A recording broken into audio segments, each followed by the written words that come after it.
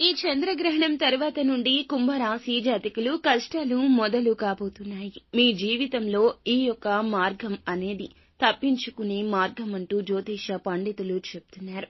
శని గ్రహ ప్రభావం ఈ రాశిలోకి ప్రవేశించే అవకాశం కనిపిస్తుంది.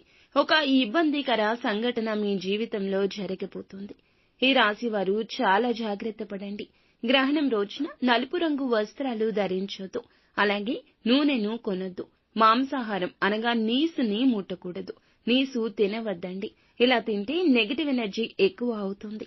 ఇలా చేస్తే గనక శని ప్రభావం ఖచ్చితంగా మిమ్మల్ని వెంటాడుతుంది. శని ప్రభావం పడకుండా ఉండాలంటే ఈ రోజున మీ ఇంటి సింహద్వారం వద్ద 5 వత్తులతో కూడిన నువ్వుల నూనె దీపాన్ని వెలిగించండి. డాబా మీద కానీ లేదా మీ ఇంటి ముందు కానీ వెలిగించండి.